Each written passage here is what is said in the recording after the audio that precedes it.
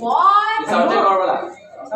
Yes, 1 minute sound check and 5 Together with our technical director. Uy, bilisan kaya ang sound check. Wala na kaya ano. Kay Kuya Fred, sabi ko together. Together with our technical director. Kaya lang malilate kasi ako tagal mo rin magpasok. O, dali na. Okay. In 3, 2, 1, on air. Once again, a massive afternoon, everyone. This is an all-in-house broadcast. DZYX pagsubok sa aming koreano. Dalawa sa Radyo Pinas Aksyon. 8:45, 1-2-3 at Tayong magbalita. Magandang araw, Pilipinas. Para sa balitang lugar, sinusubukan ang mikropono. Para sa balitang pamanakasan, 1-2-3 Radyo Pinas Aksyon. Tatlo-dalawa sa sinusubukan ang mikropono. DZYX araw-araw. Para sa showbiz na latest, kasama nyo ang inyong professional na marites. 1-2-3 DZYX laging on the spot para sa balitang showbiz na hatang sa presyo sa Lampanya. Dito ang Chikay Walang Pahiya. Hatid ng programang Radyo Pinas Aksyon para sa 5 minutong magbabalita. Together with our technical director, James Tapia, this broadcast.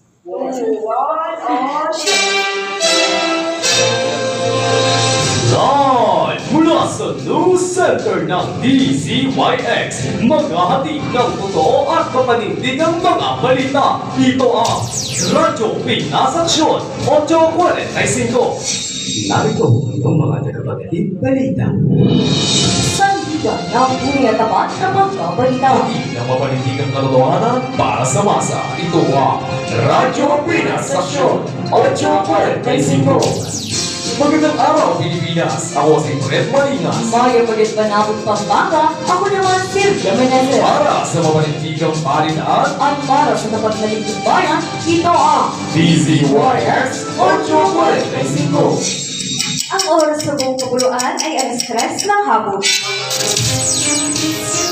Sa ulo ng mga nagpapagong balita ngayong araw ng Martes, 28 ng Enero 2025. kaso ng Human Immunity Deficiency virus sa bansa na hindi ang pananalasa. Artificial Intelligence at Technology Power ng China ay kinapapahala ng Estados Unidos. Vice Mayor Michael Galang tatakbo bilang mayor ngayong eleksyon 2025. South Korean Jin nagari kontra sa UK World Taekwondo Championship 2025.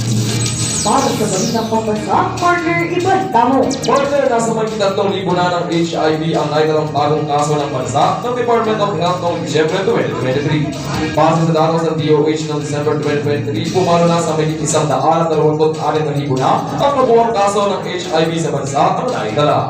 Samantala, 30% ng 15 to 24 years old at 50% ng 25 to 34 years old naman ang naitalang edad na kaso ng diagnosed sa naturang HIV cases. Para sa ibang pang balita, pinangangabahan ng mga eksperto ng United States ang paggamit ng mababang kalidad ng AI computer chips ng China sa kanilang inilabas na AI Dipstick R1 noong nakaraang linggo. Ayon kay Tech Investor Mark Anderson, sa paggamit ng mga mababang kalidad ng computer chips ng China na kanilang AI, maaari itong magkaroon ng posibilidad na balitak sa lahat. Dagdag pa niya kinakailangan ng malaking pondo ng China upang makakuha ng mas mataas na kalidad ng AI computer chips. Magbabalik ang Radyo Pinas Aksyon matapos ang isang paalala. Mars, may kandidato ka na bang napili para sa darating na eleksyon? Wala pa nga eh. Hindi ko kasi alam kung sino sa kanila dapat sa posisyon. Makinig ka. Maningangan ang may alam na ang pamumuno ay dapat tularan. Pumili ng kandidatong dapat na magkatutulong sa pamayanan. Ayon sa Republic No. 9006, ito ay naglalagay magtatag magbigay ng patas sa maayos at tapat na pagboto sa eleksyon sa gobyernong tapat at buhay para sa lahat. Ang mga paalalang ito ay ating sa inyo ng bilang ito. Kayo'y patuloy na nakikinig sa Radyo Pinas Aksyon. Vice Mayor Galang tatakbo ngayong nalalapit na eleksyon bilang mayor ng Verde Blanca, Pampanga. Para sa detalye, narito si Ira Guzman. Ira, Siya matapos labas ang bumalik ang listahan ng mga kandidato ng National and Local Elections 2025, tatakbo po si Vice Mayor Galang bilang mayor ng malalapit na eleksyon ng Quintalang ng Pampanga. Pagkikita sa sabing listahan ng pangalan ni Galang na nasa ikalawang pwesto sa pagkamayor mula sa partido ng kapanalig ng kabilang ng Bemayan Pampanga habang nasa ikalawang pwesto naman si Darren Maglansan. Samantalang nagtutupod siya ang kandidato ang tatakbo sa Manalang Municipal sa 12 ng Mayo. Ayon na Tigisman para sa Radyo Pinas Aksyon. DCYX 845. South Korean Team Dorian Kwon bumida sa World Taekwondo Championship. Para sa detalye narito si Christian Cantuba. Nagkali si South Korean Team Dorian Kwon matapos patumahin gamit ang round horns at outward kick kay Barty. Sindentan ng United Kingdom sa mga dalawang segundo ng ginawang round sa score na 2-0 sa World Taekwondo Championship 2025 sa Guadalajara, Mexico kahapon. Hindi napigilan si Kwon at nagpaulan ng cross at side kicks na pumupula na 5 puntos sa apat para lumawa ang kanakangan at tuluyang pamagsakit si Sinde. Dagdag pa rito sa lugar rin itong laban ng Pampanga sa South Korea. Ito ang kauna-unang naiwin ito mula sa World Championship. Christian Cantuba para sa Radyo Pinas Aksyon. DCYX 845. Ito, muli ito ang News Center ng DCYX.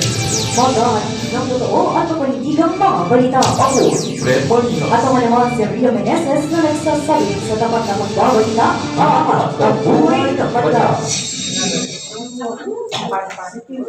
Bakit ka? Ano, ba't ako sinisisi nyo? Uy, huwag kayong tatawa. Siya yung tumawa, di naman ako tumawa eh. Di naman ako tumawa, siya yung tumawa. Ba't ako Oo. Ano ba naging course? Nagulo lang ako. Tapos tumawa siya. Oh, tama na. Isa pa. Gawin na lang natin yung gawin na lang natin yung para sa detalye ni Tine. Para sa detalye na lang, Fred. Sa'yo na. Pasok ka na kayo. Alis mo. Wag, ang pangit. Kaya nga, ang pangit. Inulit na? Okay. Inulit na? Pasok na agad.